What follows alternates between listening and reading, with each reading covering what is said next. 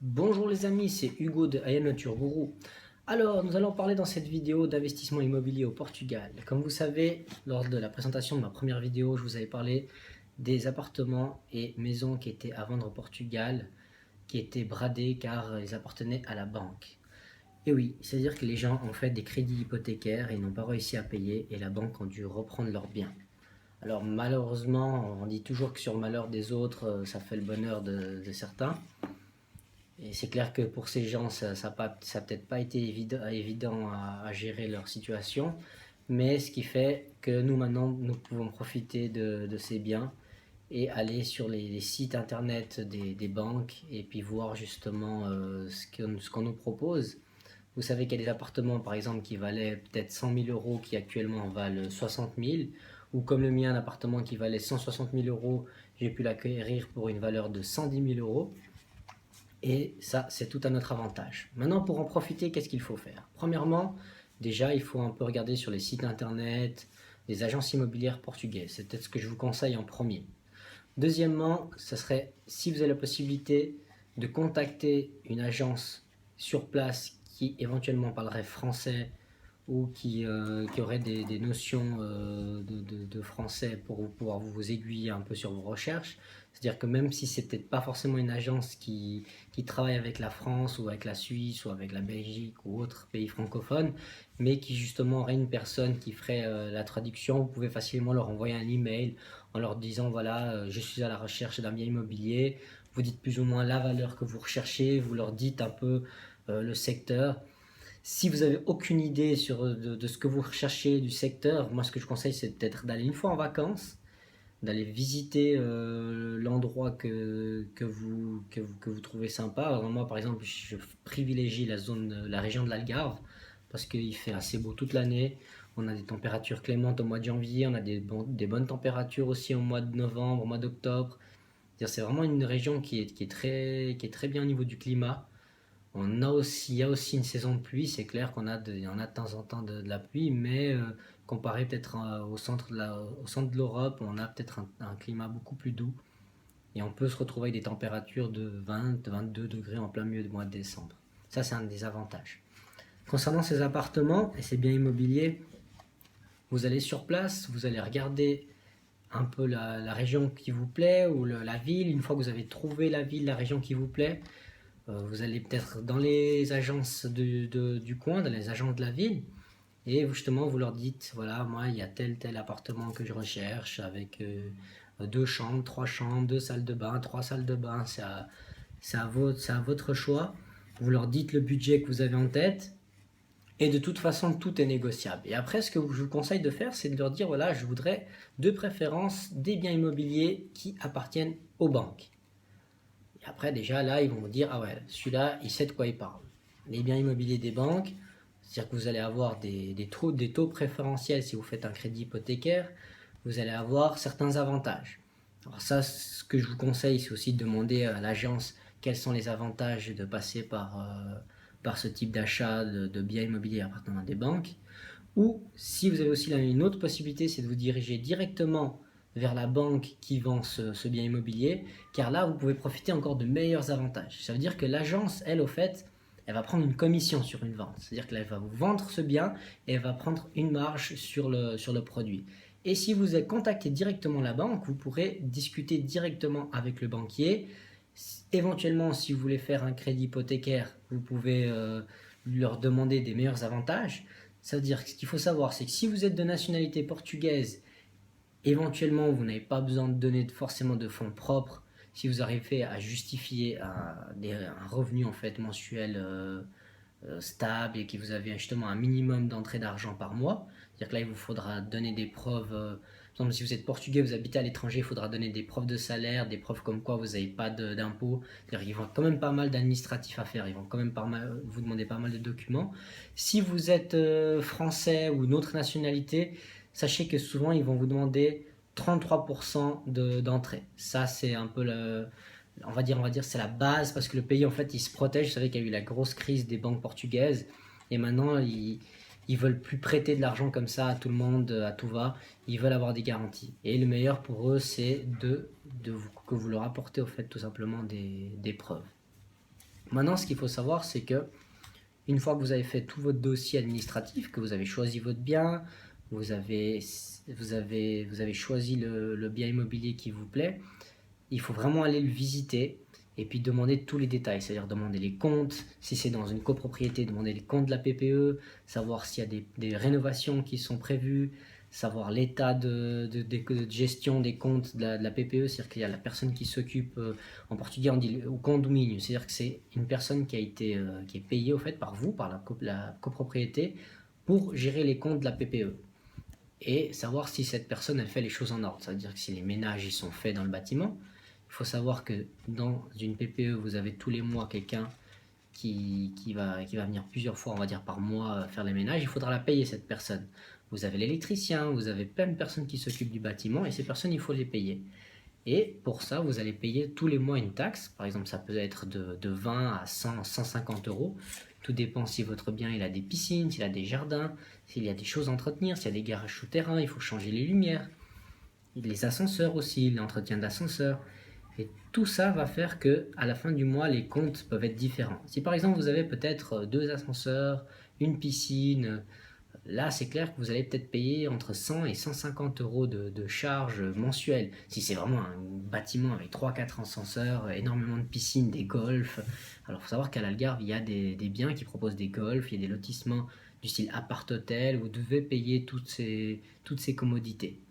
Maintenant, c'est clair qu'il faut savoir aussi que le jour où, par exemple, vous achetez un appart-hôtel et les comptes vont mal, les piscines ne s'entretiennent plus, elles seront vides, l'herbe ne sera plus coupée, les buissons ne seront plus bien coupés. Alors vraiment, moi ce que je conseillerais au fait, c'est de trouver un appartement qui serait avec un seul ascenseur, qu'il n'y ait pas de piscine, comme ça vous payerez le moins possible de charges. C'est-à-dire que moi actuellement je paye je crois entre 20 et 25 euros de charges mensuelles, ce qui inclut une personne qui va faire les ménages dans le bâtiment, il y a l'entretien des ascenseurs, et il y a aussi la personne qui change les ampoules, qui contrôle s'il manque quelque chose. Vu que j'ai un parking souterrain, c'est-à-dire que c'est important que ça soit toujours bien illuminé, que tout fonctionne bien. Et éventuellement, il faut aussi voir s'il y a des travaux prévus, parce que ça peut très bien vous coûter très cher d'entrée. C'est-à-dire que vous avez peut-être déjà dû donner des fonds propres, et puis d'un coup on vous dit, ah mais voilà, il y a tant de milliers d'euros de travaux. Il faut savoir l'état un peu du bâtiment. C'est-à-dire que des fois, il y a des super biens, super intéressants, pas chers, dans les 40, 50 000 euros, mais le bâtiment, il est en dégradation. Et après, plus tard, le jour où il y aura des travaux, bah, vous devrez investir. Vous serez obligé parce que même ça sera pas habitable. C'est-à-dire que si d'un coup, imaginez, vous allez habiter dedans ou vous le faites louer à quelqu'un et qu'il y a des problèmes avec l'eau, avec le gaz, avec l'électricité, où quelqu'un, par exemple, le bâtiment est dégradé, il y a quelque chose qui tombe du bâtiment, il lui arrive dessus, ah bah c'est vous qu'après allez payer les frais. Alors voilà, ça c'est très important en fait de regarder ces petits détails qui justement peuvent vous coûter cher à long terme. Après aussi, ce qui est important de regarder, c'est si l'appartement qui est en vente est occupé ou pas du tout. Parce que si justement, souvent les agences te proposent des appartements qui sont occupés, ils vous disent voilà, l'appartement il est en vente, mais les personnes elles ont un contrat de location et qui va par exemple jusqu'à la fin de l'année, même que l'appartement il est à vous, les personnes ne peuvent pas sortir, c'est-à-dire qu'elles restent dans l'appartement. Et le problème qu'il y a, c'est que vous pouvez facilement vous retrouver embêté si après ces personnes ne partent pas ou si c'était le propriétaire de base et puis justement il payait déjà pas son crédit à la banque, ça vous aurait un peu des problèmes pour partir. C'est-à-dire, l'idéal, ce serait de trouver un appartement qui serait libre et qu'il n'y aurait personne. Après, ce qu'il faut de toute façon, c'est vous regarder avec l'agence directement ou la banque et toutes ces informations, ils vous doivent de vous les donner. C'est-à-dire qu'ils ont de toute façon tous les comptes de la PPE, les comptes des charges et peuvent vous dire plus ou moins combien ça va vous coûter mensuellement. Ça, c'est très très important de vous informer parce que souvent il peut y avoir des surprises. Et une fois que vous avez fait votre achat immobilier, que tout s'est bien passé, vous avez regardé avec la banque, le crédit a été accordé, ou si vous avez financièrement l'argent, vous avez payé en cash, encore mieux, si vous avez payé votre bien. Après, vous allez faire l'inscription chez le notaire. L'agence peut vous accompagner aussi pour aller chez le notaire. Des fois, l'agence peut vous offrir les frais de notaire. Ça, c'est à vous de négocier, c'est à vous de chercher les meilleurs avantages pour vous. Il faut savoir que les prix, on peut facilement négocier. Si vous avez un appartement à 110 000 euros, faut pas hésiter même à offrir 90 000 euros, même 85 000 euros. Et les gens diront, ah, mais il est fou, le type, il descend le prix de 15-20%, même moins. Il faut pas hésiter. De toute façon, vous n'avez rien à perdre. Dans le pire des cas, ils vont vous refuser l'offre, ils vont vous faire une contre-offre et vous pouvez encore relancer votre offre. Ça, c'est une des choses qu'il ne faut pas vous dire, voilà, l'appartement, il est 109 000 euros, je vais offrir que 105 000 ou 100 000. Non, il faut vraiment commencer par le plus bas et la personne, de toute façon, fera la contre-offre et l'agence sera là pour faire l'intermédiaire. Ensuite, une fois que vous avez acquis votre bien, que l'offre a été acceptée, que la banque a accepté votre crédit, ou que vous avez payé, que vous avez signé chez le notaire, ce qu'il faut faire, c'est justement, après, regarder avec l'agence la suite. Qu'est-ce que vous allez faire? Qu'est-ce que vous voulez faire avec cet appartement? Est-ce que vous voulez le garder pour vous, pour les vacances, pour l'utiliser 2, 3, 4 fois par année, c'est tout? Et puis vous allez continuer de payer un appartement dans le vide, continuer de payer un crédit? Non, le but, c'est pas de faire ça. Le but, justement, c'est de pouvoir faire en sorte que cet appartement s'autofinance. Ça veut dire que vous allez acheter l'appartement et vous allez faire de la location saisonnière ou de la location à l'année. Moi, je conseillerais de la location saisonnière parce qu'au niveau rentabilité, vous êtes beaucoup plus cher qu'à la location à l'année. Il faut savoir qu'aussi le salaire moyen au Portugal, c'est pas des fortunes, les gens n'ont pas beaucoup d'argent. La crise est là encore, il y a beaucoup de gens qui n'ont pas trouvé de travail. Ça veut dire que si vous ne pouvez pas demander des loyers de 300 à 400 euros par mois, et en plus dépend l'état de votre bien, et des fois il faudra demander même le minimum. Moi, ce que je conseillerais, ce serait de louer par exemple pendant les vacances de Pâques, pendant les vacances d'été, les week-ends, et de mettre en place au fait un système sur place où vous avez quelqu'un qui, même si vous êtes à distance, qui s'occupe de ça. Ça veut dire que vous mettez votre appartement en location via une agence, un site internet. La personne, elle regarde les disponibilités, elle réserve. Vous avez quelqu'un sur place que vous payez pour donner la clé et faire le tour de la propriété à la personne. Ensuite, la personne paye directement à cette personne ce qui est sur place. Cette personne peut aussi s'occuper éventuellement des ménages.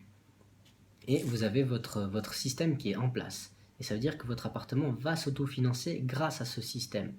C'est-à-dire que les prix, il faut savoir que vous pouvez louer entre 300, 350, voire 550 euros la semaine en pleine saison. C'est-à-dire que là, si vous êtes en plein mois de juillet, en plein mois d'août, plein mois de septembre, vous pouvez louer facilement à 450, 550 euros un appartement, on va dire, moderne ou même rénové. C'est-à-dire qu'il faut toujours bien rafraîchir les murs et puis donner un aspect accueillant. Ça vous permettra de faire monter les prix en fait. C'est-à-dire que vous pouvez très bien faire louer votre appartement au minimum, mais le but c'est que au moins votre crédit il s'autofinance. C'est-à-dire que si vous achetez un appartement et puis vous décidez de le garder tel quel, s'il est déjà en bon état, tant mieux.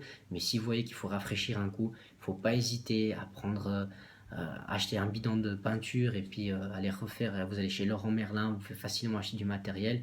Ou sinon, regardez souvent les agences, elles proposent des entreprises de construction avec qui elles sont partenaires qui peuvent facilement et pas très cher vous refaire les rénovations. Vous savez qu'au Portugal, les travaux ne sont pas très chers. Moi, j'ai pu faire des travaux chez moi, ça ne m'a pas coûté vraiment cher. Et vous savez aussi que dépend avec qui vous travaillez. Si vous pensez que la personne elle est de confiance, vous pouvez tout faire à distance. Imaginons que vous habitez en France, vous pouvez faire des travaux à distance, la personne fait des photos, elle vous envoie un email avec tout ce qu'elle a fait dans votre appartement. Éventuellement, si vous voulez commander des meubles, par exemple, quelque chose de tout bête, vous pouvez aller sur Confort à moi, Portugal, vous commandez vos meubles, vous faites livrer dans votre appartement, vous informez l'agence que voilà, il y a quelqu'un qui va venir livrer des meubles chez vous, elle est là, elle ouvre la porte, et puis après vous vous arrangez avec l'agence quelle est la contrepartie que vous voulez leur donner, ou peut-être qu'ils font ça avec plaisir, et puis en échange vous leur dites voilà, vous me faites ce service, et moi je mettrai l'appartement en location chez vous. Ça, en tout cas, ça sera à vous de regarder directement avec une agence immobilière. Et c'est pour ça que je pense que c'est bien de passer par un intermédiaire. Peut-être que financièrement, voilà, vous allez perdre un petit peu sur vos locations, on va dire, à la semaine. Mais au moins, vous avez une sécurité, vous avez toujours quelqu'un sur place pour gérer. Parce que c'est clair que si vous mettez par exemple une annonce en France à dire appartement à louer, vous devez donner les clés, la personne elle va sur place, elle n'a pas de contact. S'il y a un problème, la personne avait la personne à qui joindre, elle va vous appeler peut-être à 2 heures du matin qu'il y a une fuite d'eau. Au moins là, l'agence elle s'occupe de tout. Et à la fin, quand la personne elle part, elle va contrôler, elle va voir s'il n'y a pas de dégâts. Et pour vous, vous allez dormir en fait sur les deux oreilles, vous êtes tranquille, vous n'allez pas être en train de stresser, ah, est-ce que la personne elle a bien compris où c'était, est-ce qu'elle n'est pas perdue, et même si elle arrive à des horaires où vous n'êtes justement pas joignable, vous savez que une personne de contact est sur place et vous êtes tranquille. Voilà, maintenant pour mettre ces appartements en location, qu'est-ce qu'il faut faire? Déjà, il y a quelque chose qui est très important, c'est-à-dire qu'il faut déclarer aux finances, il faut déclarer que vous allez faire, on va dire, vous avez un business, c'est-à-dire vous allez gagner de l'argent avec ce bien, c'est-à-dire qu'il faut déclarer aux finances. Il faudra dire aux finances comme quoi vous allez louer votre appartement et que ça va vous rapporter de l'argent. Ça veut dire qu'au Portugal, il faudra directement peut-être aller à la municipalité et au service des finances, puis leur dire, voilà, moi, je vais lancer une affaire, j'ai mon appartement, je vais le mettre en location. Il faudra déclarer ça. Et ils vont vous inscrire. Et il faudra faire une autre chose qui s'appelle o alojamento local, c'est-à-dire que l'agence, elle peut vous faire ça aussi. Il vous faudra mettre l'appartement aux normes.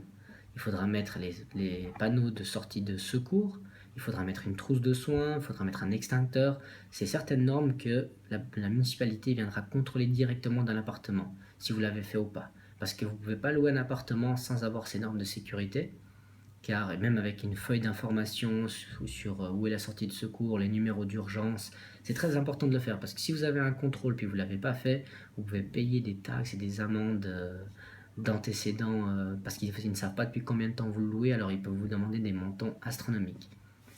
Et ça justement, je vous conseillerais de demander à l'agence de vous mettre les choses en ordre et au moins vous n'avez pas de souci à vous faire. Si vous avez un contrôle, il n'y a pas que d'un coup vous avez un vacancier qui est dans votre appartement et puis il va avoir des problèmes avec une inspection des finances. Une fois que vous avez fait ça, il faudra aussi demander un livre des réclamations.